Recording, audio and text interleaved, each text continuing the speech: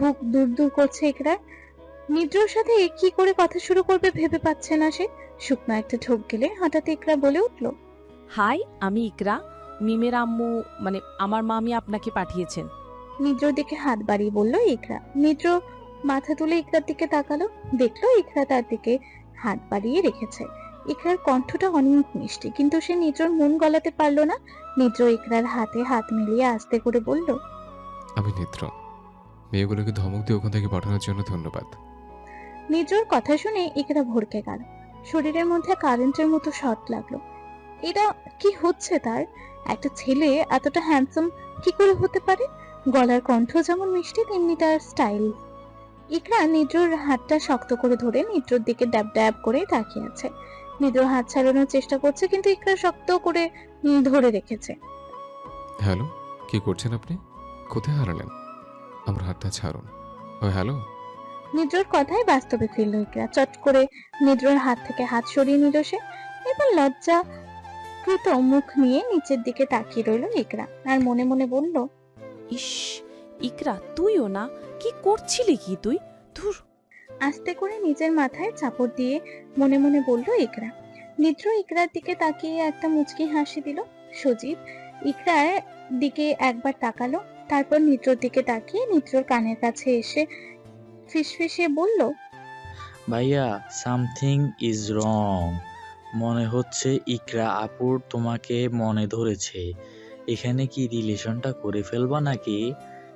নিদ্র সজীবের কথার পিঠে কোনো কথা বলল না, কারণ সে ইকরার মনের কথা পড়ে ফেলেছে। ইকরার মনে কি চলছে সেটা নিদ্র ভালো করে বুঝতে পারছে। মিস একরা, আমি আপনাকে কিছু কথা বলছি, তা মন দিয়ে শুনুন। নিদ্রর কথা শুনে ইকরা চট করে নিদ্রর দিকে তাকালো। সে ভাবতেই পারছে না নিদ্র তার নাম মুখে নিয়েছে। হয়তো তাকে এখন বলবে, আপনাকে আমার ভালো লেগেছে। ইকরা ডাব ডাব করে নিদ্রর দিকে তাকিয়ে রইল। ইকরা নিদ্রর দিকে তাকাতেই নিদ্র বলল, মন দিয়ে শুনবেন, আমি যা যা বলবো। ইকরা শুধু মাথা নাড়িয়ে আবারও মাথা নিচু করে নিল। নিদ্র বলা শুরু করলো, একটা মেয়ের দুজন বান্ধবী আছে। হঠাৎ করে ওই মেয়েটার বাসায় একটা ছেলে আসে। ছেলেটা মূলত সে মেয়ের বড় চাচার ছেলে। যাই হোক, তো ছেলেটা আসার পর ওই মেয়ের দুই বান্ধবী পরের দিন গেল ওই মেয়ের বাড়িতে। কিন্তু তার আগে শখ হয়ে দাঁড়িয়ে গেল, কারণ ওই সময় ওই মেয়েটা তার চাচাতো বড় ভাইকে খাইয়ে দিচ্ছিল। সময়টা ছিল সকাল। ছেলেটির হাতে অনেক ব্যথা থাকার কারণে ছেলেটি নিজ হাতে খেতে পারছিল না, তাই মেয়েটি ছেলেটিকে খাইয়ে দিয়েছিল। তো ওই মেয়েটার দুই বান্ধবী ছেলেটাকে দেখে ক্রাশ খায়, বলতে পারেন ভালো লেগেছে।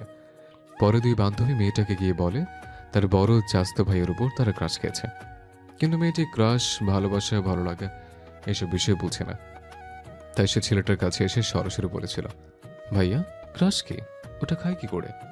তখন ছেলেটি অনেক অবাক হয়েছিল, কারণ মেয়েটি তখন এসএসসি পরীক্ষা দিয়েছে, আর এই বয়সে সে ক্রাশ চেনে না। তাই জেনে ছেলেটি বেশ অবাক হয়। তাদের পাশেই দাঁড়িয়েছিল মেয়েটির মা। তখন ছেলেটি মেয়েটির মার দিকে তাকাতে মেয়েটির মা বলল, মেয়েটি নাকি বাইরের দুনিয়ার সাথে পরিচিত নয়। স্কুল, বাড়ি, আরও দুই ফ্রেন্ড, এটাই নাকি ওর লাইফ।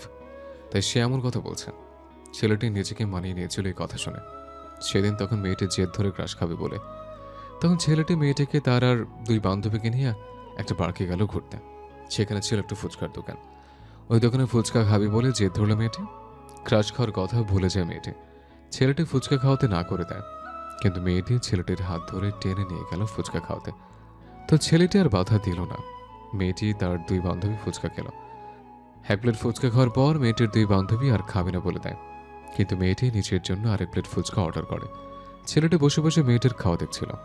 হঠাৎ মেয়েটির দুই বান্ধবীর মধ্যে একজন এসে ছেলেটিকে বলল তাদের সাথে নাকি ছেলেটির কথা আছে, কিন্তু কথা বলতে হলে একটু দূরে গিয়ে কথা বলতে হবে।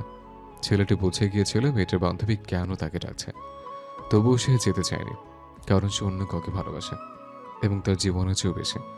মেয়েটির বান্ধবীর রিকোয়েস্টে ছেলেটি যায় মেয়েটির বান্ধবীর সাথে। কিছু দূরে দাঁড়িয়েছিল মেয়েটির দ্বিতীয় বান্ধবী। তারা গিয়ে দাঁড়ালো। তখন মেয়েটির প্রথম বান্ধবী বলেছিল, দেখুন, আমার আপনাকে পছন্দ হয়েছে। সাথে মেয়েটির দ্বিতীয় বান্ধবীকে দেখিয়ে বলল, ওরও আপনাকে পছন্দ হয়েছে। এখন আপনি আমাদের দুজনের মধ্যে থেকে যে কোনো একজনকে বেছে নিন। কিন্তু ছেলেটি কোনো কিছু বলল না। ছেলেটি শুধু সেখান থেকে এক পলক তার ছোট চাচাতো বোনের দিকে তাকালো, মানে মেয়েটির দিকে। মেয়েটি তখন এক মনে ফুচকা খাচ্ছিল। ছেলেটি তখন সোজা সাপটায় মেয়েটির দুই বান্ধবীকে নিষেধ করে দেয় যে সে অন্য কাউকে ভালোবাসে, আর সে অন্য মেয়েটা যে তার ছোট চাচাতো বোন এটা সে প্রকাশ করেনি, কারণ প্রকাশ করলে তাদের বন্ধুত্ব ভেঙে যেত। বন্ধুত্ব ভাঙার যন্ত্রণা কতটা ছেলেটি তা জানে। যাই হোক, মেয়েটির দ্বিতীয় বান্ধবী কে যেন মনে করে সেখান থেকে চলে গেল, কিন্তু মেয়েটির প্রথম বান্ধবী জেদ ধরে রইল যে কে সেই মেয়ে যার জন্য ছেলেটি তাকে রিজেক্ট করেছে, সে তাকে দেখবে। সেদিনের পর টানা 2 দিন মেয়েটির প্রথম বান্ধবী ছেলেটির কাছে জানতে চেয়েছিল কে সেই মেয়ে যার জন্য তাকে রিজেক্ট করেছে। ছেলেটির পরে ছিল এক মুশকিলে, যদি বলে দেয় মেয়েটি আর কেউ নয় তাদের বান্ধবী, তাহলে মেয়েটি হয়তো বন্ধুত্ব ভেঙে দিত। তাই ছেলেটি কিছু বলেনি। ছেলেটি তার চাচাতো বোনকে নিজের জীবনের চেয়েও বেশি ভালোবাসে। গত 1 বছর ধরে ছেলেটি মেয়েটিকে নিজের কাছে নেওয়ার চেষ্টা করছিল, কিন্তু পারেনি, কারণ মেয়েটির সামনে এসএসসি পরীক্ষা ছিল। ছেলেটি নিজেকে দমিয়ে রেখেছিল গোটা 1টা বছর। ছেলেটির লাইফে আগে অনেক বড় একটা ঝড় বইছিল। সে ঝড়ের ভয়ে ছেলেটি মেয়েটিকে নিজের কাছে নিয়ে যেতে চেয়েছিল। 1 বছর পর যখন মেয়েটির পরীক্ষা শেষ হয়, তখন ছেলেটি ডিসিশন নেয় এবার যে করে হোক তার প্রিয় জিনিস সে হারাবে না। অবশেষে ছেলেটি মেয়েটিকে নিয়ে চলে যায় ঢাকায়, কিন্তু মাঝখান থেকে একটা মেয়ের মন ভেঙে যায়, আর সে মেয়েটি হলো ছেলেটির চাচাতো বোনের প্রথম বান্ধবী। প্রায় 1 মাস না যেতেই মেয়েটির প্রথম বান্ধবীর বিয়ে ঠিক হয়েছে, আর ছেলেটি মেয়েটিকে নিয়ে চলে এসেছে মেয়েটির প্রথম বান্ধবীর বিয়ে খেতে। কিন্তু ছেলেটি জানে মেয়েটির প্রথম বান্ধবী কতটা কষ্ট পেয়েছে, কিন্তু ছেলেটির কিছুই করার নেই, কারণ সে তার চাচাতো বোনকে পাগলের মতো ভালোবাসে। তার জন্য সে পৃথিবী উলটপালট করে দিতেও রাজি। তাই আমি আপনার কাছে রিকোয়েস্ট করছি, প্লিজ আপনার মনে যদি আমার জন্য কোনো ফিলিংস থাকে তাহলে সেটা ছেড়ে ফেলে দিন। আর যারা আমাকে ওই নজরে দেখে তাদেরও বলে দিবেন যেন আমার থেকে দূরে থাকতে। আমি আর কাউকে কোনো কষ্ট দিতে চাই না, কারণ আমি আমার চাচাতো বোনকে ভালোবাসি। একদমই পুরো কথাগুলো শেষ করে নিদ্রর কথা শেষ হতেই কারো হাতে তালির আওয়াজ আসে। ইকরা নিদ্রর কথাগুলো শুনে আবার অবাক হয়ে নিদ্রর দিকে তাকিয়েছিল।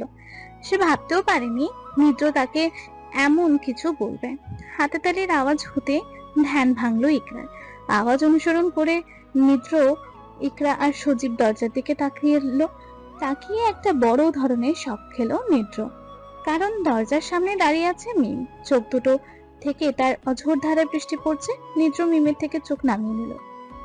মিম আস্তে করে এসে মিমের বেডের পাশে এসে দাঁড়ালো। ইকরা আপু, তো তুমি একটু রুম থেকে বেরোবে প্লিজ? ভাইয়ার সাথে আমার কিছু কথা আছে। ভাঙা গলায় বলে উঠল মিম। মিম, আমি ইকরাকে থামিয়ে মিম বলল, প্লিজ আপু, 5 মিনিট প্লিজ, একটু বাহিরে যাও। ইকরা আর কিছু না বলে খাবারের ট্রেটা নিয়ে মিমের রুম থেকে বেরিয়ে গেল। মিম আস্তে করে নিদ্রর সামনে বসলো। বুকের ভিতরটা ভেঙে গুঁড়ো গুঁড়ো হয়ে যাচ্ছে মিমের। নিঃশ্বাস যেন ঘন হয়ে আসছে তার। তবে আজ অনেক ভালো লাগছে, কারণ সত্যটা সে জানতে পেরেছে। নিদ্র এক পলক মিমের দিকে তাকিয়ে মাথা নিচু করে ফেলল। বধূবেশে বসে আছে মিম নিদ্রর সামনে। আজ মিম সেই মেয়েটিকে জেনে গেল, যাকে তার প্রিয় মানুষটি মন প্রাণ জুড়ে ভালোবাসে। কেমন আছেন আপনি? ভাঙা গলায় বলে উঠল মিম। নিদ্র মাথা নাড়িয়ে সায় দিল, সে ভালো আছে। কথা বলবেন না আমার সাথে? নিদ্র মাথা তুলে মিমের দিকে তাকালো। মিম একটা হাসি দিয়ে অন্যদিকে মুখ ঘুরিয়ে নিল। চোখে তার বৃষ্টি পানি, ঠোঁটে তার হাসি। এই নাম বুঝে অফুরন্ত ভালোবাসি। ভালোবাসাগুলো এমন কেন হয়? প্রশ্ন জাগে নিদ্রর মনে। একটু ভিন্ন হলে কি হতো? যেন একজনের জন্য শুধু আসতে না পারে। কিন্তু এটা কেন করলেন না আমাদের মহান প্রভু? কেন একটা ভালোবাসার মাঝে আরেকজনকে এনে কষ্ট দেয়? নিদ্র অপলক হয়ে তাকিয়ে আছে মিমের দিকে। মেয়েটা অনেক কষ্ট পেয়েছে, নিদ্র বেশ বুঝতে পারছে। আরে বাবা, কথা বলুন। আমি আর এখন আপনাকে বলবো না ভালোবাসি, কারণ আমি জেনে গেছি আপনি কাকে ভালোবাসেন। ভাবনার জগৎ থেকে বেরিয়ে আসলো নিদ্র। মিমের কথা শুনে আবারও মাথা নিচু করে ফেললো সে। কি বলবে সেই মেয়েকে, যে কিনা কোনো স্বার্থ ছাড়াই একা ভালোবেসে এসেছে? প্রথমে নিদ্র ভেবেছিল মিম স্বার্থের জন্য নিদ্রকে পছন্দ করে, কিন্তু নিদ্রর পুরো ভাবনা পাল্টে দিল মিম। একতরফা ভালোবাসা বুঝি এমনই হয়? কেন এত কষ্ট দেয় এই একতরফা ভালোবাসা? নিদ্র নিজের চোখ বুঝে নিল। মিম, আমি তোমাকে আগেই বলেছিলাম। প্লিজ আপনি আগে বলুন, আপনি কেমন আছেন? মাথা নাড়াবেন না একদম। ঝটপট বলে উঠল মিম। হুম, ভালো আছি। আস্তে করে বলল নিজ। মিম একটা দীর্ঘশ্বাস ছাড়লো। আচ্ছা, কিছু খেয়েছেন? নিজ মাথা তুলে মিমের দিকে তাকিয়ে বলল, হুম, এই তো খেলাম। কাল রাতে চলে গিয়েছিলেন কেন? মাথাটা ব্যথা করছিল, তা চলে গেছে। মিম আবারও একটা দীর্ঘ নিঃশ্বাস ছাড়লো। এরপর মিম বলল, এই কথাটা আমাকে আগে বললেননি কেন? নিজ অবাক হয়ে মিমের দিকে তাকিয়ে বলল, কি কথা তোমাকে আগে বলিনি? এই যে আপনি আপনার চাচাতো বোনকে ভালোবাসেন। আমি আসলে নিজকে থামিয়ে মিম বলল, কি ভেবেছিলেন এটা জানার পর আমি আমাদের বন্ধুত্ব ভেঙে দেব? আমাদের বন্ধুত্ব এতটাও সস্তা না, বুঝলেন? সেই ছোট থেকে তিনজনে একসাথে বড় হয়েছি, এত সহজে কি করে ভুলে যাব? নিজ আবারও মাথা নিচু করে বলল, আমি বুঝতে পারিনি। আমি ভেবেছিলাম তুমি এটা জানার পর তোমাদের বন্ধুত্ব ভেঙে দেবে। মিত্রর কথা শুনে মিম নিজ থেকে মুখ সরিয়ে রুমের দরজার দিকে তাকিয়ে বলল, আমাকে কি আপনি বোকা পেয়েছেন যে আমি আমার বান্ধবীকে ছেড়ে দেব? উল্টো আমি আরো খুশি হতাম, কারণ আমি আমার বান্ধবীদের অনেক ভালোবাসি। কেন করলেন আপনি আমার সাথে এমন? একটা বার বললেই তো আমি আর এত কষ্ট পেতাম না। শেষের কথাগুলো কান্না ভেজা কণ্ঠে বলল মিম। মিমের কথা শুনে নিত্র আমতা আমতা করে আস্তে করে বলল। I am sorry ma'am. Mim এবার একটু হালকা জোরে হাসি দিয়ে বলল, কি বললেন? সরি? দিতে পারবেন আমার সেই দিনগুলো ফিরিয়ে, যে দিনগুলো আমি না খেয়ে আপনার জন্য কেঁদেছি? দিতে পারবেন সেই দিনগুলো ফিরিয়ে, যেই দিনগুলো আমি ব্লেড দিয়ে আমার হাত কেটেছি, আমার শরীর থেকে রক্তক্ষরণ করেছি? মিমের কথা শুনে নিদ্র চট করে মিমের দিকে তাকায়। মিম মুখ সরিয়ে নেয় নিদ্রর থেকে। মেয়েটা এমন কেন? প্রশ্ন জাগে নিদ্রর মনে আবারও। এতটা ভালো তাকে কে বাঁচতে বলেছে? একটা ভালোবাসা যে কখনো পূর্ণতা পায় না, মেয়েটা কি তা জানে না? নিদ্রর ভাবনার মাঝেই মিম আবারও নিদ্রর দিকে তাকালো। দেখলো নিদ্রর চোখে পানি। এটা দেখে মিমের একটু খারাপ লাগলো। সে হাতে থাকা টিস্যু নিয়ে নিদ্রর দিকে হাত বাড়িয়ে দিয়ে বলল, আমি দুঃখিত আপনাকে কষ্ট দেবার জন্য। প্লিজ আপনি চোখের পানিটা মুছে ফেলুন। আপনার চোখে পানি মানায় না, কেমন যেন লাগছে আপনাকে। নিদ্র মুচকি হাসি দিয়ে মিমের কাছ থেকে টিস্যুটি নিয়ে নিল। মিম আবারও বলল, আচ্ছা, এইসব বিষয় এখন বাদ দেন। এখন যেহেতু অন্যের বউ হয়ে যাচ্ছি, তাহলে এগুলো বলে লাভ নেই। নিদ্র মিমের দিকে তাকালো। এরপর বলল, ছেলেটার নাম কি? কি করে? নিদ্রর কথা শুনে মিম একটু নড়ে চড়ে বসে বলল, বিদেশি ছেলে, নাম নিলয়, আমেরিকায় থাকে। বিয়ের পর নাকি ওখানে নিয়ে যাবে। একটা বিরক্তিকর লোক। শেষের কথাটা বিরক্তিকর মুখ দেখিয়ে বলল মিম। নিদ্র একটা হাসি দিয়ে বলল, কেন? কি করছে সে? নিদ্রর কথা শুনে মিম চট করে বলে উঠল, কি করেনি তাই বলেন? যেদিন থেকে আমাকে দেখে গেছে, সেই দিন থেকে আমাকে ডিস্টার্ব করা শুরু করে দিয়েছে। এই 2-3 দিনে পুরো জ্বালিয়ে ফেলেছে আমাকে। কল দিয়ে দিয়ে পুরো মাথা খেয়ে ফেলছে। এই দেখুন, এখনো প্রায় 6-7টা কল দিয়েছে। বিয়ে করতে আসবে, এখনো নাকি তার কল করতে হবে। হাতে থাকা ফোন নিদ্রর দিকে বাড়িয়ে দিয়ে বলল মিম। নিদ্র মিমের কথা শুনে জোরে হেসে উঠল। এতক্ষণ পর্যন্ত সজীব চুপচাপ বসে মিম আর নিদ্রর কথাগুলো শুনছিল। নিদ্রর হাসি দেখে সজীবও হেসে উঠল, মিমও হাসছে। নিদ্র নিজের হাসি থামিয়ে বলল, ছেলেটা তো দেখছি তোমার উপর পাগল হয়েছে। নিদ্রর কথা শুনে মিম রিমির বেডের ওপর একটু নড়ে চড়ে বসে বলল, ধুর, পাগল না ছাই, কেউ কাউকে এতবার কল করে? আল্লাহ মাবুদ জানে। দিনের মাঝে না হলেও 20-25 বার কল করে, আর কল রিসিভ না করলে তো কতবার যে কল দেয় আমি গুণে শেষ করতে পারি না। মিমের কথা শুনে নিদ্র আবারও হেসে বলল, ছেলেটা তোমাকে অনেক ভালোবাসে ma'am. Best of luck. Mim নিদ্রর কথা শুনে একটা হাসি দিয়ে বলল, থ্যাংক ইউ, বাট এখন দেখার পালা কতটা ভালোবাসে। হুম।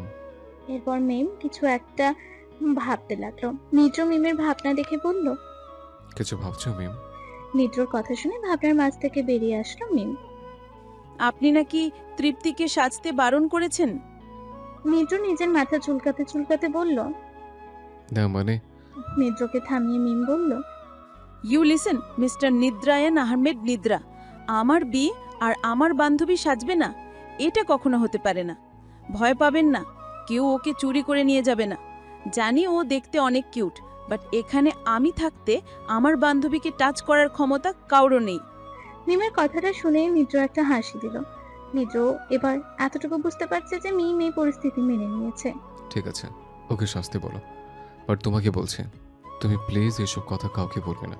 মিম অবাক হয়ে নিদ্রর দিকে তাকিয়ে বলল, কি কথা কাউকে বলবো না? এই যে আমি যাকে ভালোবাসি, বিষয়টা জানাজানি হলে অনেক বড় সমস্যা পড়বো আমি। গলা খাদে নামিয়ে বলল নিদ্র। নিদ্রর কথা শুনে মিম ফিচেল হেসে বলল, আমাকে এখনো বোকা ভাবছেন? আমি এই কথা কাউকে বলবো না। তবে আমার বান্ধবীটাকে ভালো করে দেখে রাখবেন। মেয়েটা এখনো বাচ্চা মেয়ে বলতে পারেন। ওকে কিন্তু কষ্ট দেবেন না। মিমের কথার পিঠে নিদ্র শুধু একটা মুচকি হাসি দিল। মিম বলল, আচ্ছা, এখন তাহলে আমি যাই। তৃপ্তি মুখ কালো করে বসে আছে। অনেকবার সাজার কথা বলেছি, কিন্তু বারণ করছে। বলছে আপনি নাকি ওকে সাজতে বারণ করেছেন। এই বলে মিম রিমির বেড থেকে নেমে দাঁড়ালো। নিদ্র মিমের দিকে এবার ভালো করে তাকালো। মেয়েটা লাল টুকটুকে লেহেঙ্গা পরেছে, হালকা সাজে পুরো হুড়ুপুরি লাগছে। নীলা সাজিয়েছে, নীলার সাজানি মাইন্ড ব্লোয়িং বলতেই হবে। মিম লেহেঙ্গাটা 2 হাত দিয়ে উঁচু করে রুম থেকে বেরোতে যাবে, অমনি নিদ্র আবারও পেছন থেকে ডাক দিল। মেম, 1 মিনিট। নিদ্রর ডাকে মিম থমকে দাঁড়ালো। এরপর পেছনে ঘুরে নিদ্রর দিকে তাকালো। নিদ্র রিমির বেডের উপর থেকে নেমে মিমের কাছে আসলো। এরপর পকেট থেকে একটা ছোট বক্স বের করে বলল, হঠাৎ আসা হয়েছে, তাই কিছু কিনতে পারিনি। এই ছোট সামান্য উপহারটা তোমার জন্য আমার পক্ষ থেকে। মিম হাসি মুখে নিদ্রর হাত থেকে বক্সটা নিল। এরপর বক্সটা খুলে দেখলো একজোড়া সোনার কানের দুল। কানের দুল জোড়া মিমের অনেক পছন্দ হয়। মিম নিদ্রর দিকে তাকিয়ে বলল, এটা বুঝি সামান্য? নিদ্র একটা সজীবের দিকে আবার মিমের দিকে তাকিয়ে বলল।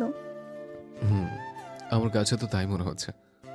নিদ্রর কথা শুনে মিম মুচকি হেসে বলল, থ্যাংক ইউ। ওয়েলকাম। শুভকামনা রইল নতুন জীবনের জন্য। মিম একটা হাসি দিল। এরপর আবারও পেছনে ঘুরে রিমির রুম থেকে বেরিয়ে গেল মিম। নিদ্র মিমের যাওয়ার পথে খানিকক্ষণ তাকিয়ে থাকলো। এরপর একটা দীর্ঘ নিঃশ্বাস ছেড়ে পকেট থেকে ফোন বের করে মুভি চালিয়ে আবারও রিমির বেডের ওপর সজীবের পাশে গিয়ে বসলো। বরযাত্রী এসে গেছে বলেই জোরে চিৎকার করতে করতে মিমের রুমের ভেতর প্রবেশ করলো রিমি। সবার সাজগোজ প্রায় শেষ। তৃপ্তির সাজ একটু খানিকটা বাকি ছিল, কারণ সে সবার শেষে সাজতে বসেছে। বরপক্ষ এসে গেছে শুনে মিমের রুমের ভেতর থেকে হুড়মুড়িয়ে বেরিয়ে গেল সবাই। শুধু নীলা আর তৃপ্তি মিমের সামনে মিমের রুম থেকে গেল। নীলাও চলে যেত, কিন্তু নীলা যেতে পারেনি তৃপ্তির জন্য, কারণ তৃপ্তির সাজ এখনো শেষ হয়নি। নীলা তৃপ্তির কপালে ছোট একটা কালো টিপ লাগিয়ে চট করে দাঁড়িয়ে বলল, একদম পারফেক্ট লাগছে, পুরো পুতুল পরি। পাশ থেকে মিম বলে উঠল, আপু, তোমার সাজ সেই সুন্দর। কি করে পারো এমন সাজ দিতে? যাকে যেই সাজ দিয়েছ তাকেই সেই সাজ মানিয়েছে। নীলা একটু গলা খাঁকিয়ে ভাব নিয়ে বলল। ও অনেক কষ্টে শিখেছি। মিম আবারও বলল, মানতে হবে আপু, তুমি পার্লারের মেয়েদের থেকেও অনেক সুন্দর করে সাজিয়েছ। নীলা মিমের দিকে এক পলক তাকিয়ে ফের তৃপ্তির দিকে তাকিয়ে বলল। আজকে আমাদের সুইটিকে দেখি পুরো ফিট হয়ে যাবে নিদ্র। তৃপ্তি নীলার দিকে তাকিয়ে অবাক হয়ে বলল। ফিট হয়ে যাবে মানে? ভাইয়া ফিট হবে কেন? নীলা মাথা চুলকাতে চুলকাতে বলল। ও কিছু না, এমনি বললাম আর কি। নীলার কথা শুনে ভ্রুকুচকে নীলার দিকে তাকালো মিম। আপু, তুমি জানোই বিষয়টা? মিমের কথা শুনে নীলা কি বলবে ভেবেই পাচ্ছে না। তখনই মিম আবারও বলল। লুকিয়ে লাভ নেই আপু, আমি সব জানি। মিমের কথা শুনে নীলা মিমের দিকে তাকিয়ে একটা হাসি দিল। তাহলে আর কি বলবো?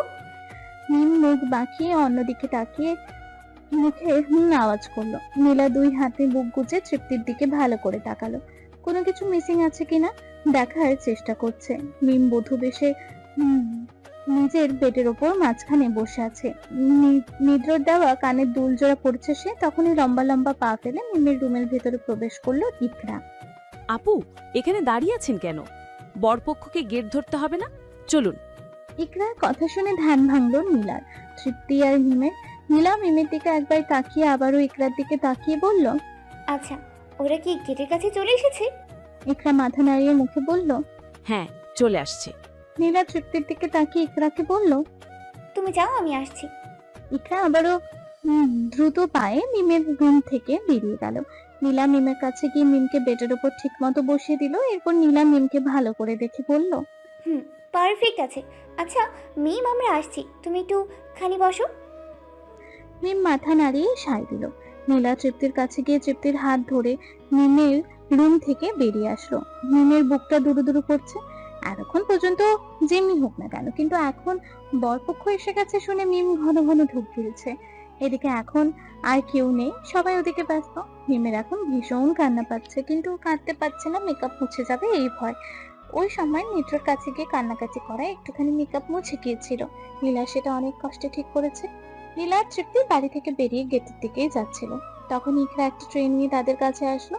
তৃপ্তি ট্রেনের দিকে তাকালো, দেখলো 3টে গ্লাসের শরবত আর ছোট দুটো প্লেটে দুটো করে 4টে মিষ্টি। ইকরা নীলা আর তৃপ্তিকে আসতে দেখে গেটের সামনে যাওয়ার জন্য জায়গা করে দিচ্ছে সবাই। বরপক্ষের ছেলেরা হাঁ করে তাকিয়ে আছে 3 রমণীর দিকে। ইকরা আগে হাঁটছে আর নীলা তৃপ্তি ইকরার পিছু পিছু হাঁটছে। ইকরা এসে বরের সামনে টেবিলের উপর ট্রেটা রাখলো। টেবিলের একপাশে বুকে হাত গুজে দাঁড়িয়ে 3 রমণীকে দেখছে নীরব।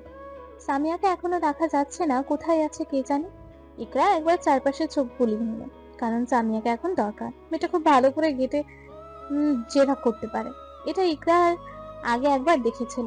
ইকরা চারপাশে তাকানো দেখে তৃপ্তি বলল, কিছু খুঁজছো আপু? তৃপ্তির কথা শুনে বরপক্ষের ছেলেরা বুকে হাত দিয়ে বলে উঠল, আয় হায়, বলেন কি বেআইন? কাকে খুঁজছেন?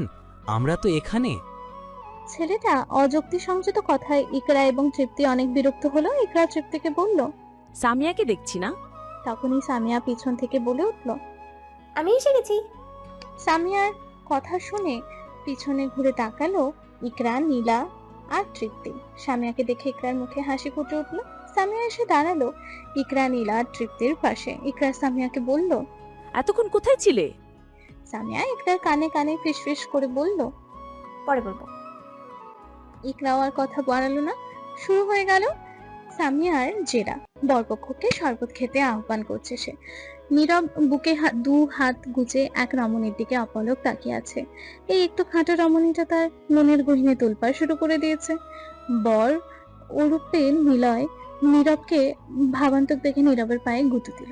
ভাবনার মাঝ থেকে বেরিয়ে আসলো নীরব। নীরবের এমন চাহনি তৃপ্তির অনেক বিরক্তি লাগছিল। সে হাঁসফাঁস করছিল এতক্ষণ, নীরব সেটারই মজা নিচ্ছিল। ভাবনার জগৎ থেকে বেরিয়ে নিলয়ের দিকে তাকালো নীরব। নিলয় চোখের ইশারায় নীরবকে কাছে ডাকলো। নীরবও কান পাতলো নিলয়ের মুখের সামনে। এতখানি নিলয় বলে উঠল, তুই কিছু বলছিস না কেন ভাই? এগুলো আদৌ খাওয়ার যোগ্য হবে কিনা কে জানে। তুই তো এমন নীরব ছিলি না, এমন নীরব হয়ে গেলি কি করে? তোর নামের সাথে কি সত্যি সত্যি নীরবতা নিয়ে আসছিস তুই? নীলয়ের কথা শুনে নীরব একটা মুচকি হাসি দিয়ে আবারও সোজা হয়ে দাঁড়ালো। নীরবের উপর এখন কত মেয়ে ক্রাশ খেয়ে বসে আছে কি জানে। লামিয়া, সানিয়ার সাথে এরকম আরো অনেক মেয়েরা নীরবের দিকে হাঁ করে তাকিয়ে রইল। ফর্সা চেহারা, বেশ লম্বা, কপালের উপরে কিছু চুল নাকের ডগায় এসে পড়েছে। নীরব গলার ঠেকিয়ে বলল, আপনারা তো জেদ করছেন শরবত খাওয়ার জন্য, এম আই রাইট? নীরবের ভাব দেখে ইকরা, নীলা, তৃপ্তির সামিয়া গা জ্বলে যাচ্ছে। সামিয়া দাঁত কটমট করে বলল, আপনি কি গানে কম শুনেন? তখন থেকে আমি কি বলছি তাহলে? সামিয়ার রিয়াক্ট দেখে নীরব হাত বাড়িয়ে একটা শরবতের গ্লাস হাতে নিল। এরপর নাকের কাছে নিয়ে বোঝার চেষ্টা করলো এতে কি আছে। এরকম ভাবে 3টা শরবতের গ্লাস নাকের কাছে নিয়ে আবারও ট্রেতে রেখে দিল। এরপর নীরব হো হো করে হেসে উঠে নিলয়ের উদ্দেশ্যে বলল, ভাই নিলয়। নিলয় নীরবের দিকে তাকালো। নীরব আবারও হো হো করে হেসে উঠল। তৃপ্তি, নীলা, সামিয়া, ইকরা সহ সবাই আবুলের মতো নীরবের দিকে তাকিয়ে রইল। নীরব কোনো মতে হাসি থামিয়ে নিলয়ের গালে আলতো করে হাত রেখে বলল, ভাই আমার, তুই কি খাবি বল, মরিচ, হলুদ নাকি লবণ? নীরবের কথা শুনে সামিয়া চোখ বড় বড় করে নিলয়ের দিকে তাকিয়ে আবারও ইকরার দিকে তাকালো। ইকরারও একই অবস্থা। বরপক্ষের ছেলেরা সবাই হো হো করে হেসে উঠলো, কিন্তু সামিয়া হার মানতে নারাজ। সে নীরবের উদ্দেশ্যে বলল, কি গ্যারান্টি আছে যে আমাদের শরবতে মরিচ, হলুদ, লবণ আছে? নীরব সামিয়ার দিকে তাকিয়ে বলল, আমি কি বলছি তোমাদের শরবতে মরিচ, হলুদ, লবণ আছে? নীরবের কথা বলার ধরন দেখে সামিয়া শুকনো একটা ঢোক গেল। নিজের কথায় নিজেই ভেসে এলো। সামিয়া ইকরার দিকে তাকালো। ইকরা বরের দিকে তাকিয়ে বলল। सीधा मुद्दे पर आ जाइए दूल्हा भाई, पैसे निकालो। ইকরার কথা শুনে বরপক্ষের ছেলেরা হাঁ করে তাকিয়ে রইল। একটা ছেলে এগিয়ে এসে বলল। कितने पैसे चाहिए आप लोगों को बयान? ছেলেটার কথা শুনে ইকরা ভাব দেখিয়ে বলে উঠল। 10,000 पैसे निकालो। এদের কথা শুনে সবাই হো হো করে হেসে উঠল। ইকরা খুব বিরক্তি হলো। নীলা বলে উঠল। দুলা ভাই বেশি দেরি করে না, ওদিকে আপনার মেহবুবা বসে আছে, তাড়াতাড়ি 10,000 দিয়ে দিন। নীলার কথা বলতে দেখে নীরব বুকে 2 হাত গুজে সোজা হয়ে দাঁড়িয়ে বলল। যদি না দেই? এবার তৃপ্তি মুখে বলল। তাহলে যেভাবে আসছেন সেভাবে চলে যান। সোজা সাপটা বলে দিল তৃপ্তি। তৃপ্তির কথা শুনে সবাই ভ্রু কুচকে তৃপ্তির দিকে তাকালো। সামিয়া তো শখ হয়ে তাকিয়ে আছে তৃপ্তির দিকে। নীরব নিজেকে কিছুটা সামলিয়ে বলল। না, বিয়ে তো আমরা করেই যাব, কিন্তু টাকা অত দিতে পারবো না। যদি নিতে হয় তাহলে 1,000 দিতে পারি। নীরবের এই কথা শুনে তৃপ্তি টেবিলের উপর একটা থাপ্পড় দিয়ে বলল। 10,000 মানে 10,000, 1 টাকাও কম হলে ভিতরে প্রবেশ করতে পারবেন না। তৃপ্তিকে যত দেখছে তত অবাক হচ্ছে সবাই। যে মেয়েটা একজন অপরিচিত মানুষের সাথে সামান্য কথা বলতে ভয় পায়, আর আজ সেই মেয়েটা এত জোর গলায় কথা বলছে। তৃপ্তির হাত টেবিলের ওপর থাকায় সামিয়া তৃপ্তির হাতের ওপর হাত রেখে বলল। হ্যাঁ, 10,000-এর 1 টাকাও কম হলে চলবে না। সামিয়ার কাণ্ড দেখে ইকরা নীলাও তৃপ্তির হাতের উপর হাত রেখে বলল। 1 টাকাও কম হলে চলবে না। এদের এমন কাণ্ড দেখে বরপক্ষের সবাই হতবাক। নিলয় নীরবের দিকে অসহায় দৃষ্টিতে তাকালো। নীরব বুঝে নিল বন্ধু তার 10,000 দিতেই রাজি, বিয়ে না করে সে ফিরবে না। ওকে ওকে, জাস্ট ওয়েট। এই বলে নীরব পকেট থেকে টাকাটা 10,000 বের করে দিল। তৃপ্তি ছো মেরে নীরবের হাত থেকে টাকা নিল। তৃপ্তির কাণ্ড দেখে সবাই হতবাক। ভাইয়া, এই ভাইয়া উঠো, বরপক্ষ চলে এসছে। সজীবের কথায় ঘুম ভাঙলো নির্ঝর। ফোনে মুভি দেখতে দেখতে কখন যে রিমির বেডের উপর ঘুমিয়ে পড়েছে খেয়ালই নেই। সজীবের ধাক্কা খেয়ে ঘুম ভাঙে তার। নিদ্র আরামোড়া ভেঙে হাই তুলতে তুলতে বলে ওঠে। কখন এসছে?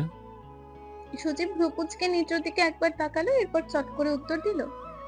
এসেছে তো প্রায় আধা ঘন্টা হয়ে গিয়েছে। নিদ্র অবাক হয়ে বলল।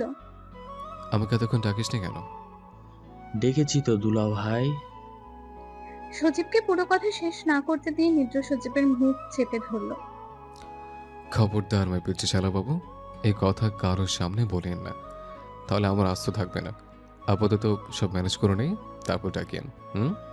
এই বলে নিদ্র আস্তে করে সজীবের মুখ থেকে হাত সরিয়ে নিল। সজীব হাসতে হাসতে কুটি কুটি হয়ে রিমির বেডের ওপর গড়াগড়ি খেতে লাগলো। নিদ্র পড়লো এক মহা বিপদে। এই ছেলের সামনে সব বলে এখন মুশকিলে পড়লো সে। নিদ্র নরম গলায় সজীবকে বলল। সজীব ভাই আমার, বোঝার চেষ্টা কর, তোর আব্বা মুসলে অনেক ঝামেলা করবে। সজীব কোনো মতে হাসি থামিয়ে উঠে বসে বলল এরপর। আচ্ছা ভাইয়া, কাউকে কিছু বলবো না, এখন বাহিরে চলো, খুব খিদে পেয়েছে। ওকে চলো। এই বলে নিদ্র রিমির বেডের ওপর থেকে নেমে রিমির ড্রেসিং টেবিলের আয়নার সামনে এসে দাঁড়ানো। এরপর নিজেকে একটু পরিপাটি করে সজীবকে নিয়ে রিমির রুম থেকে বেরিয়ে আসলো সে। নিদ্র মিমের রুমের সামনে এসে ভেতরে একটু উঁকি মারলো। দেখলো মিমের পাশে তৃপ্তি, নীলা, সামিয়া আরো অনেক মেয়েরা বসে আছে, সাথে কয়েকটা ছেলেও আছে, কিন্তু তাদের মাঝে একজনকে দেখে বেশ অবাক হলো নিদ্র। আর সে হলো তৃপ্তির আম্মু। তিনি একটা ছেলেকে দেখিয়ে সবাইকে কি যেন বলছেন। ছেলেগুলোকে এর আগে দেখেনি নিদ্র। নিদ্র ভেবে নিল এরা বরপক্ষের। নিদ্রকে দরজার সামনে দাঁড়িয়ে থাকতে দেখে ফেললো সালমা। তিনি হাতের ইশারায় নিদ্র মিমের রুমে ভেতরে ডাকলেন। নিদ্র চুপচাপ রুমে প্রবেশ করতে কয়েকটা মেয়ে নড়ে চড়ে বসলো। এটা দেখে নীরব একটু অবাক হলো। সে এতক্ষণ পর্যন্ত এখানে বসে আছে, কিন্তু কেউ একটু নড়াচড়াও করলো না। কিন্তু এই ছেলে আসতেই সবার মাঝে কেমন একটা ভাব ভাব ফুটে উঠলো। নিদ্র আসতেই একটা মেয়ে চেয়ার থেকে উঠে নিদ্রকে বসতে দিল। নিদ্র মেয়েটার দিকে ভ্রু কুচকে তাকালো। মেয়েটা লজ্জায় কৃত মুখ নিয়ে নিচের দিকে তাকিয়ে আছে। নিদ্র চেয়ারটা নিজের দিকে টেনে সজীবকে কোলে নিয়ে বসে পড়ল। সালমা বলল। নিদ্র বাবা, এই হলো নীরব, আমার ভাইয়ের ছোট ছেলে। সজীব, এ হলো তোর মামাতো ভাই। সালমার কথা শুনে সজীব মুখ বাঁকালো। নীরবকে তার মোটেও পছন্দ হয়নি। সালমা নিদ্রকে দেখিয়ে নীরবকে বলল। নীরব, এ হলো আমার ভাসুরের ছেলে নিদ্র, আর ওর কোলে যে বসে আছে সে তোর একমাত্র ফুফাতো ভাই। নীরব নিদ্রর দিকে তাকিয়ে হাত বাড়িয়ে বলল। হাই, আমি নীরব। নিদ্রর মন চাচ্ছে না এই ছেলেটার সাথে হাত মেলাতে, কিন্তু তাকে সালমান দিকে তাকিয়ে হলেও মেলাতে হবে। নিদ্র আস্তে করে নীরবের হাতের সাথে তার হাত মিলিয়ে বলল, আমি নেত্র, নেত্রান আহমেদ নেত্র, আমি নেত্র, নেত্রান আহমেদ নেত্র। নিদ্রর নাম বলার স্টাইল দেখে কয়েকটা মেয়ে লুতুপুতু হয়ে নিদ্রর দিকে তাকালো। নিদ্র নীরবের হাত থেকে নিজের হাত সরিয়ে নিল। নীরবও আস্তে করে হাত সরিয়ে নিল। মিম চুপচাপ বসে আছে, সাথে বাকিরাও। সালমা বলে উঠল, আচ্ছা, এখন তো পরিচিত হয়ে গেলে সবাই, এবার আসো, আগে খাওয়া দাওয়া করে তারপর কথা বলো, চলো সবাই। এই বলে সালমা মিমের বেডের উপর পাশ থেকে উঠে দাঁড়ালো। এরপর নীরবের দিকে তাকিয়ে বলল, চল আগে খেয়ে নে, তারপর কথা বলিস। সালমার কথা শুনে নীরব তৃপ্তির দিকে তাকালো। তৃপ্তির মুখ বাঁকিয়ে অন্যদিকে তাকালো। নীরব বলল, ফুপি, তৃপ্তি খাবে না। এই কথা শুনে নির্জর চোয়াল শক্ত হয়ে উঠল। যে যা ভেবেছিল তাই সঠিক। ছেলেটা মোটেও সুবিধের নয়, তাকে সতর্ক থাকতে হবে। সালমা একটু হেসে বলল, না, ও একটু পরেই খাবে। তোমরা অনেক দূর থেকে এসেছো, তোমরা আগে খেয়ে নাও, পরে ওরা খাবে। নীরব আর কিছু বলল না। সালমা নিদ্রর দিকে তাকালো, দেখলো নিদ্রর কপালে রক টান টান হয়ে দাঁড়িয়েছে। সালমা একটা শুকনো ঢোক গেল, মনে মনে বলে উঠল, হায় আল্লাহ, এই ছেলের এখন আবার কি হয়েছে? আল্লাহ, সব শান্ত রাখো তুমি, এখানে যাতে কোনো গন্ডগোল না হয়। মনে মনে এগুলো বলে সালমা কাঁপা কাঁপা হাতে নিদ্রর কাঁধে হাত রেখে বলল, নিদ্র বাবা, খাবে চলো, সেই সকালে খেয়েছো। সালমার আদরের কথা শুনে নীরব ভরকে গেল। সে অবাক হয়ে সালমার দিকে তাকালো, যেন নিজের মেয়ে জামাইকে ডাকছে খাওয়ার জন্য। মিমও এতে বেশ অবাক হয়ে তাকালো, সাথে সবাই। নিদ্র নিজেকে শান্ত করে নিল। আমি আসছি, আপনি যান। নিদ্র স্বাভাবিক কথা শুনে সালমা একটা স্বস্তির নিঃশ্বাস ছাড়লেন। এরপর নীরবকে তারা দিয়ে বললেন, আয় আয়, খাবি চল। এই বলে সালমা মিমের রুমের বাহিরের দিকে হাঁটা ধরলো। নীরব আর বসে না থেকে সেও সালমার পিছু নিল, সাথে নীরব ওর বন্ধুরা, সাথে কয়েকটা মেয়ে এসেছিল তারাও। মিমের দরজার পাশে গিয়ে নীরব আবারও পেছনে ঘুরে নিদ্রর দিকে তাকালো। এরপর পুরো রুমে চোখ বুলালো, দেখলো সব মেয়েরা লুতুপুতু হয়ে নিদ্রর দিকে তাকিয়ে আছে, যেন এখনই তাকে খেয়ে ফেলবে। বেচারা একা মাথা নিচু করে বসে আছে। নীরব এবারে বেশ বুঝতে পারলো এই ছেলে যেখানে থাকবে সেখানে তার কোনো দাম থাকবে না। নীরব আবারও সামনের দিকে ঘুরে মিমের দিকে থেকে রুম থেকে বেরিয়ে গেল। নিদ্র আর চোখে একবার নীরবের দিকে তাকিয়ে মুচকি হাসলো। সবাই বেরিয়ে যেতে মিম তার কাজিনদের উদ্দেশ্যে বলল, তোরাও যা, খেয়ে নে। ইকরা বলল, আমরা খেয়ে নিব মানে? আমরা তোর বরের সাথে খাবো। মিম ভ্রু কুঁচকে ইকরার দিকে তাকিয়ে বলল, সবাই আমার বরের সাথে খেতে বসবে কি করে? এখানে কতজন আছে, খবর আছে তোমার? মিমের কথা শুনে নিদ্র মুচকি হাসলো। আমার বর কথাটা ভাবতেই নিদ্রর খুব উচ্চস্বরে হাসি পাচ্ছে। মেয়েটা মানিয়ে নিয়েছে বেশ, নিদ্র খুব ভালোভাবে বুঝতে পারছে। ইকরা বলল, তাও ঠিক, সবাই একসাথে বসা যাবে না। আচ্ছা ঠিক আছে, আমি, নীলা আপু, তৃপ্তি আর সামিয়া তোর সাথে বসবো, আর বাকি তারা যাও গিয়ে খেয়ে নাও। ইকরার কথা শুনে লামিয়া ঠোঁট বাঁকিয়ে বলল, নিজেরা আনন্দ করবে আর আমাদের সেখান থেকে ভাগিয়ে দিচ্ছে। লামিয়ার এমন বক্তব্য শুনে ইকরা কপট রাগী সুরে বলল, লামিয়া, এখানে কোনো ডান্স হচ্ছে না যে আমরা আনন্দ করব। এখানে যাই হোক, তোরা তাড়াতাড়ি এই রুম থেকে বের হো। ইকরার রাগ দেখে লামিয়া আর কথা বাড়ালো না। সে রাগ দেখিয়ে সেখান থেকে চলে গেল, সাথে সব মেয়েরাও। এখন শুধু মিম, ইকরা, তৃপ্তি, সামিয়া আর নীলা আছে, সাথে নিদ্র আর সজীব। সজীব বলে উঠল, ভাইয়া খিদে পেয়েছে, চলো আমরাও খেয়ে নেই। নিদ্র মাথা তুলে একবার সবার দিকে তাকালো। মিম করুণ দৃষ্টিতে নিদ্রর দিকে তাকিয়ে আছে। ইকরা বলল, হ্যাঁ ভাইয়া, আপনিও যান, খেয়ে নিন। ইকরার কথা শুনে নিদ্রর ইকরার দিকে একবার তাকিয়ে নীলা আর তৃপ্তির দিকে উদ্দেশ্য করে বলল, নীলা, তৃপ্তি, চল খাবি। নিদ্রর এই কথা শুনে সবাই ভুরকুচকে নিদ্রর দিকে তাকালো। মিম বলল, প্লিজ ওরা থাকুক, আমার সাথে না হয় খাবে। নিদ্র আর চোখে একবার মিমকে দেখে নিল। এরপর একটা জোরে শ্বাস নিয়ে বলল, না, ওরা এখন খাবে। মিম করুণ দৃষ্টিতে নিদ্রর দিকে তাকালো। প্লিজ। নিদ্র কিছুটা কপট রাগ দেখিয়ে বলল, আমি কথা বলছি যেখানে যাচ্ছে না তৃপ্তি। নিদ্র ঝাঁঝালো কণ্ঠ শুনে কেঁপে উঠলো সবাই। ইকরার তো রীতিমতো কাঁপা কাঁপা অবস্থা। তৃপ্তি কিছু না বলে রাগ দেখিয়ে মিমের বেড থেকে নেমে মিমের রুম থেকে বেরিয়ে গেল। তৃপ্তির পিছু পিছু নীলাও বেরিয়ে গেল। এবার মিম কাঁদো কাঁদো সুরে বলল, আমার কি কোনো স্বপ্ন পূরণ হবে? নিদ্র একটা দীর্ঘশ্বাস ছেড়ে বলল, কারো স্বপ্ন কখনো পূরণ হয় না। এখানে একটা পরিস্থিতি করতে যাচ্ছে যার পূর্বাভাস আমি পাচ্ছি। প্লিজ মিম, মন খারাপ করো না। তুমি তোমার কাজিনদের নিয়ে এনজয় করো, আর সামিয়া তো আছে। মিম কাঁদো কাঁদো হয়ে বলল, প্লিজ আমার এই শেষ ইচ্ছাটা পূরণ করেন। সরি মিম। এই বলে নিদ্র মিমের রুম থেকে বেরিয়ে গেল।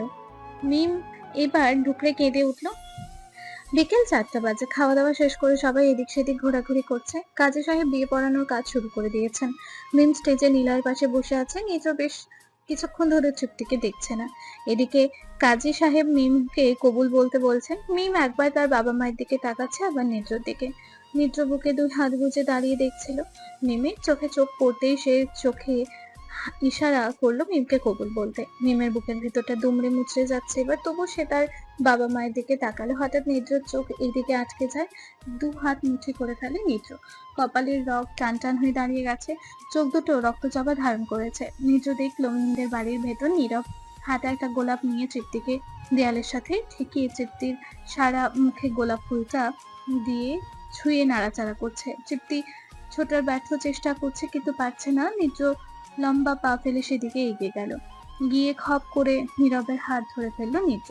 তৃপ্তি তাড়াতাড়ি এসে নিদ্রর পেছনে লুকালো। নিদ্র নীরবের হাতটা ঝাড়ি মেরে ছেড়ে দিল। পেছন থেকে একটা ছেলে এসে নিদ্রর গালে ঠাস করে একটা চড় মেরে বলল, তোর সাহস তো কম না, আমার বন্ধুর কাজে বাধা দেস?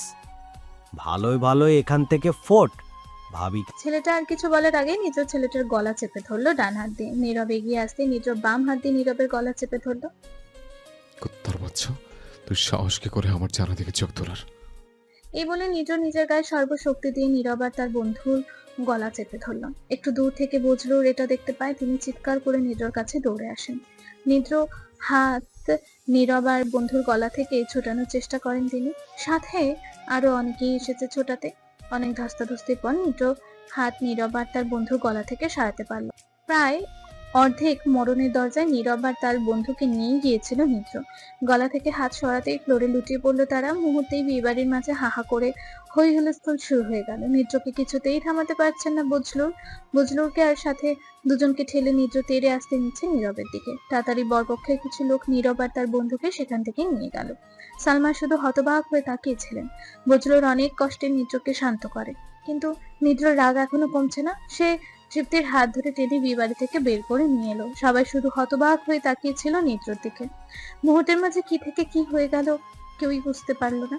মিম অঝোর ধারায় কান্না করছে। কান্না করতে করতে 3 বার কবুল বলে দিল সে। বিয়ে বাড়ি থেকে বেরিয়ে তৃপ্তিকে নিয়ে চেয়ারম্যান বাড়ির দিকে হাঁটা ধরলো নিদ্র। রাগ তার চরম সীমায় পৌঁছে গেছে। বজলুর আজ না আটকালে নীরবকে হয়তো মেরেই ফেলতো।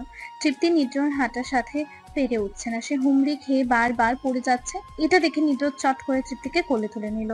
তৃপ্তি ভয়ে কিছু বলতে পারছে না, থরথর করে কাঁপছে সে। নিদ্র লম্বা লম্বা পা ফেলে চেয়ারম্যান বাড়িতে চলে আসলো। তৃপ্তিকে তৃপ্তির রুমে নিয়ে গিয়ে তৃপ্তির বেডের উপর শুইয়ে দিল। এরপর চেপে ধরলো তৃপ্তিকে নিদ্র তৃপ্তির বেডের সাথে। তৃপ্তির চোখ মুখ বুজে থরথর করে কাঁপছে। নিদ্রর চোখের দিকে তাকাতে পারছে না সে। কি হচ্ছে সে কিছুই বুঝতে পারছে না। 2 হাত মুঠিবদ্ধ করে ধীরে ধীরে চোখ খুলে নিদ্রর দিকে তাকালো তৃপ্তি। চট করে আবারও চোখ বুঝে নিল। এত রাগ কেন ছেলেটা সেটাই বুঝতে পারছে না তৃপ্তি। চোখ দুটো থেকে যেন আগুন বের হচ্ছে, নাক মুখ লাল হয়ে আছে। তৃপ্তি আবারও ধীরে ধীরে চোখ খুলে নিচের দিকে তাকালো। ভয় ভয় বলে উঠল তৃপ্তি, ভাইয়া। তৃপ্তি আর কিছু বলার আগে নিত্র তৃপ্তির ঠোঁট নিজের ঠোঁটের দিকে চেপে ধরলো। তৃপ্তির থমাথমি খেয়ে 2 হাত দিয়ে নিজের টি শার্ট খামচে মেরে ধরলো। শরীরের মধ্যে দিয়ে কয়েকশো কিলোমিটার বেগে ঝড় বয়ে গেল তৃপ্তির। তৃপ্তির চোখ দুটো বড় বড় করে নিদ্রর দিকে তাকিয়ে আছে। নিদ্র চোখ দুটো এখনো বন্ধ। এদিকে নিদ্র তৃপ্তির ঠোঁট দুটো যেন ছিঁড়ে ফেলছে। রাগ পুরোটা ঝাড়ছে সে তার তৃপ্তির ঠোঁটের উপর। তৃপ্তি ব্যথায় আবেশে চোখ বুঝে নিল। কিছু সময় যাওয়ার পর তৃপ্তি আর নিতে পারছিল না। নিদ্রর মাথা 2 হাত দিয়ে শক্ত করে জড়িয়ে ধরলো সে। চলে গেল আরো কিছু সময়। তৃপ্তি নিঃশ্বাস ঘন হয়ে আসছে, জোরে জোরে বুক ওঠানামা করছে। এ কেমন ফিলিংস হচ্ছে তার? এর আগে তো কখনো এমন ফিলিংস এর সাথে পরিচিত হয়নি সে। তৃপ্তি চোখ বুঝে ফিলিংসটা বোঝার চেষ্টা করলো। জীবনে প্রথম কোনো পুরুষের ছোঁয়া এত গভীর ভাবে পেল সে। না, কিছুই বুঝতে পারছে না তৃপ্তি। নিদ্র আস্তে করে তৃপ্তির হাত নিজের মাথা থেকে সরালো। এরপর তৃপ্তির ঠোঁটের দুটো থেকে উঠে আসলো সে। তৃপ্তির গায়ের ওপর থেকে সরে একপাশে শুয়ে পড়লো নিদ্র। চোখ দুটো বুঝে জোরে জোরে দুটো নিঃশ্বাস নিল। এরপর তৃপ্তিকে টেনে নিজের ওপর নিয়ে আসলো। তৃপ্তি লজ্জায় চোখ খুলতে পারছে না। ফিলিংসটা একেবারে নতুন তার জন্য। তৃপ্তি নিদ্রর বুকে টি শার্টের মধ্যে চোখ মুখ বুঝে মুখ লুকালো। নিদ্র তৃপ্তির দিকে তাকিয়ে একটু মুচকি হাসলো, জড়িয়ে ধরলো সে তৃপ্তিকে। তৃপ্তি চোখ বুঝে রিন্ডি নিয়ে বলল, ভাইয়া আমায় মারবে না তো, দেখো আমি কিচ্ছু করিনি। নিদ্র আস্তে করে তৃপ্তির মাথায় চুমু দিয়ে বলল, আমি জানি। নিদ্রর স্বাভাবিক কথা শুনে তৃপ্তি নিদ্রর বুকে নাক ঘষে মুখ তুলে নিদ্রর দিকে তাকালো। নিমিষেই আবারও মুখ লুকালো সে নিদ্রর টি শার্টে। নিদ্র এবার হালকা হেসে উঠল। বাবা, লজ্জা পাচ্ছে বুঝি আমার কিউটিটা। তৃপ্তি নিদ্রর বুকে নাক ঘষে টি শার্টের মধ্যে মুখ লুকিয়ে গলা খাদে নামিয়ে তৃপ্তি বলল, তোমার ঠোঁটে লিপস্টিক লেগে গেছে। তৃপ্তির কথা শুনে মুহূর্তেই নিদ্র আবারও ঘোরের মাঝে চলে গেল। তৃপ্তির মাথা নিজের বুক থেকে তুলে আবারও ঠোঁট ডুবিয়ে দিল তৃপ্তির ঠোঁটে। তৃপ্তি এবার আরো বড় ধরনের শখ খেলো। কি হচ্ছে তার সাথে এসব বুঝতেই পারছে না। কি ধরনের ফিলিংস। তৃপ্তি এবার মুচড়াতে শুরু করলো।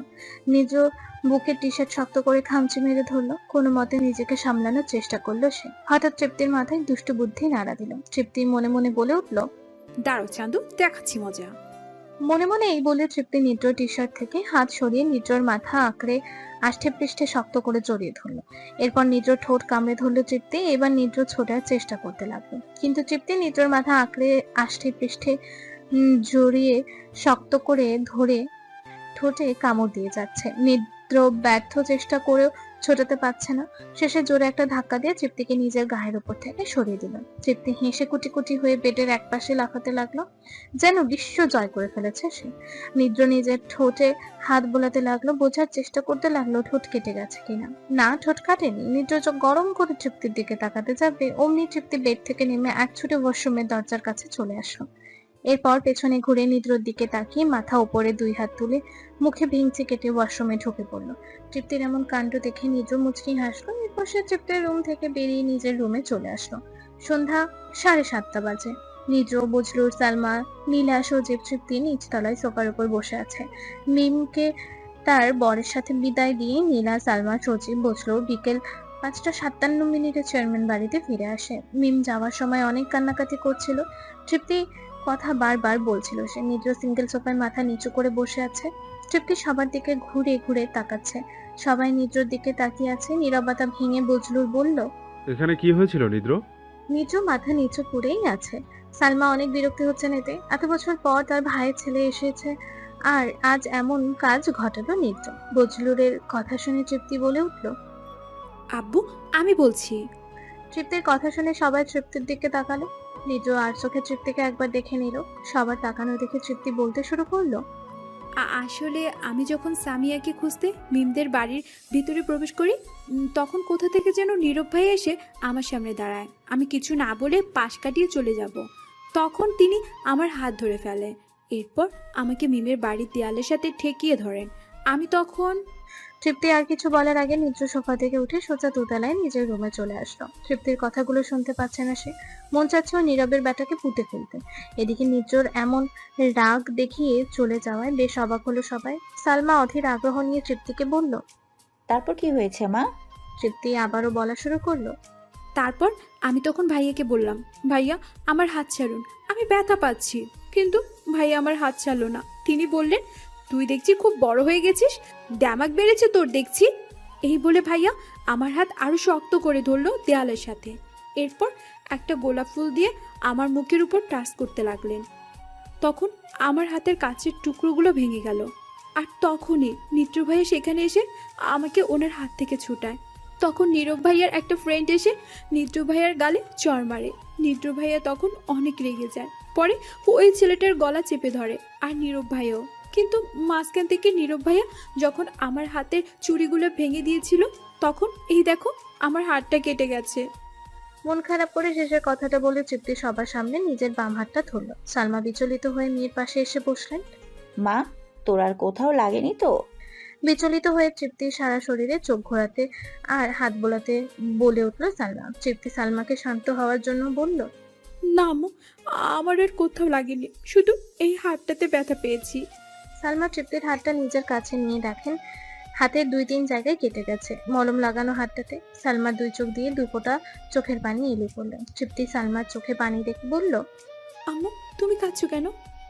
তৃপ্তির কথা শুনে সালমা তৃপ্তিকে নিজের বুকের সাথে শক্ত করে জড়িয়ে ধরলেন, এরপর টুকরে কেঁদে উঠলেন। জানোয়ারটাকে আমি ছাড়বো না। ভাঙা গলায় বলে উঠল সালমা। তৃপ্তি সালমার পিঠে আলতো করে হাত বোলাতে বোলাতে বলল, আম্মু কেঁদো না প্লিজ, আমার ভালো লাগছে না।